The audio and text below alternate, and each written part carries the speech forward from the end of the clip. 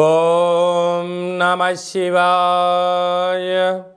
ఓం నమో నారాయణాయ.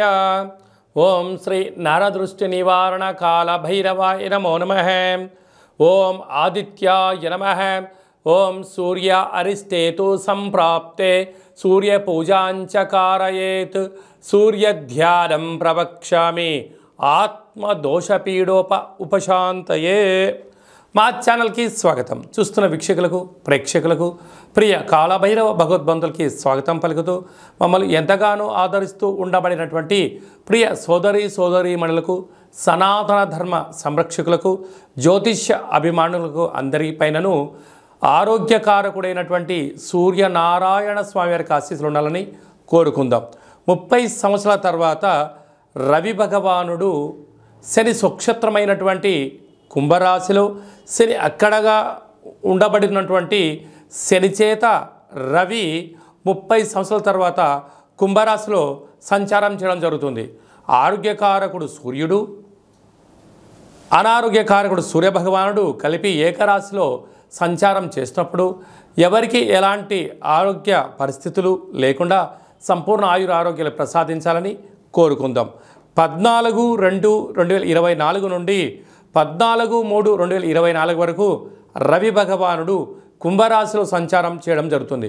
కనుక అందరిపైన సూర్యుడి యొక్క ఆశీస్సులు ఉండాలని కోరుకుందాం. వృషభ రాశి వారికి రవి భగవానుడు శని చేత రాజ్యస్థానంలో సంచారం చేయడం వలన వృత్తులలో, ఉద్యోగాల్లో, వ్యాపారాల్లో స్వల్పమైన ఆటంకాలు ఎదురయ్యే అవకాశాలు ఉన్నాయి. కనుక పై అధికారులతో గౌరవంగా ఉండండి. సహ ఉద్యోగస్తులతో ప్రేమతత్వంతో ఉండండి. కింది స్థాయి ఉద్యోగస్తులతో గౌరవాన్ని ఇచ్చి పుచ్చుకోగలిగినట్లయితే పెద్ద సమస్యలు రావు. లేకపోతే ఇంట్లో కార్ డ్రైవర్ల ద్వారా కానీ, పని మనుషుల ద్వారా కానీ అంతర్గతమైన శత్రులు పొంచి ఉన్నారు. తస్మాత్ జాగ్రత్త. 30 సంవత్సరాల తర్వాత కుంభరాశిలో శనిచేత రవి సంచారం చేయనప్పుడు వ్యక్తిగతమైనటువంటి ఆరోగ్యకారకుడు, అనారోగ్యకారకుడు, ధర్మ శిక్షణ కారకుడైనటువంటి ఇద్దరు ఒకే రాశిలో ఉండడం వలన కొన్ని స్వల్పమైనటువంటి ఇబ్బందులు ఉండే అవకాశాలు ఉన్నాయి. ఇలాంటి కాల సమయంలో 4 శనివారాలు ఉప ఆవాసం చేసి నేల మీద పడుకోవడం, తెల్లటి నువ్వుల పచ్చడి తినడం, 4 ఆదివారాలు మద్యమత్తు మాంసాలకు దూరంగా ఉండడం వల్ల ఎలాంటి దోషాలు లేకుండా మనల్ని సంపూర్ణంగా ఆయురారోగ్యాల్ని ప్రసాదించడం జరుగుతుంది. అలాగా ఏమైనా వాహన ప్రమాదాలు కానీ, మానసికంగా కానీ, శారీరకంగా కానీ ఇబ్బందులు ఏమైనా ఉన్నట్లయితే ఒక తెలుపు క్లాతులో, లేకుంటే నీలం రంగు క్లాతులో, లేకుంటే ఎరుపు క్లాతులో, తెలుపు, నీలము, ఎరుపు 3 రంగులలో ఏదో క్లాతులో గోధుమలను, తెల్ల నువ్వులను మూట కట్టి మీ యొక్క శిరస్సు కింద, అంటే పడుకునే మంచం కింద కానీ ఎక్కడైనా ఉంచుకోండి. ఆ 2వ రోజు వీటిని తీసుకుని వెళ్ళి గోమాతకు కానీ, ప్రవహించే నీటిలో కానీ సమర్పించండి. ఎలాంటి ఇబ్బందులు ఉండవని చెప్పి గమనించాలి. ఇంకనూ మనము అధికంగా సూర్య భగవాను యొక్క ఆశీస్సులు పొందగలగాలి అన్నట్లయితే ఈ యొక్క పాత్ర కంచు పాత్ర. మనకు రాసులు 12 ఎలా ఉంటాయో 12 రాసులు ఇందులో అచ్చు వేయడం జరుగుతుంటుంది. అలాగా మనం పూజ చేసిన తదనంతరము ఒక్కసారి ఇలా శబ్దం చేసినట్లయితే ఓంకార శబ్దం రావడం జరుగుతుంటుంది. ఇలాగా ఓం కాలభైరవాయ నమః. ఈ శబ్ద తరంగాల ద్వారా మనిషి శరీరంలో ఉండబడినటువంటి ఆ సచక్రాలు వికసింపచేసి ఆరోగ్యకారకుడైనటువంటి సూర్యభగవాన్ యొక్క ఆశీస్సులు పుష్కలంగా ఉంటాయని చెప్పి గమనించగలగాలి.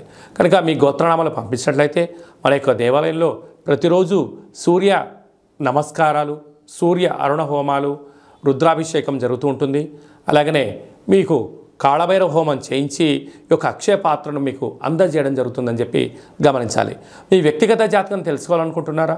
మీ యొక్క పేరు, పుట్టినటువంటి తేదీ, నెల, సమయం, సంవత్సరం రాసి మీరు వాట్సాప్లో పంపించినట్లయితే సంపూర్ణంగా 100 సంవత్సరాల జాతకాన్ని రాసి పంపించి మీరు పుట్టినప్పుడు గ్రహ గమనాలు ఎలా ఉన్నాయి, ప్రస్తుతం ఎలా ఉన్నాయి, రాబోయే కాలంలో ఎలా ఉండబోతున్నాయో సవివరంగా సంపూర్ణంగా తెలియజేయడం జరుగుతుంది.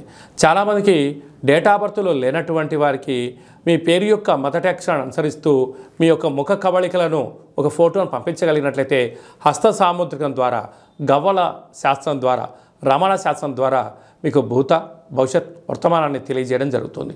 అలాగా మీ అబ్బాయి కానీ అమ్మాయికి కానీ తరచూ వివాహ ప్రయత్నం చేస్తూ ఉన్నా ఎందుకు కుదరట్లేదు, జాతకంలో ఎలాంటి యోగాలు ఉన్నాయి, ఎలాంటి దోషాలు ఉన్నాయో తెలియజేయడం జరుగుతుంది. వధూవరుల జాతకాలను పరిశీలించి వీరిద్దరి యొక్క కలయిక ద్వారా ఎంతటి ఐశ్వర్యం యోగ భాగ్యాలను ముందే తెలుసుకునే ప్రయత్నం చేయండి.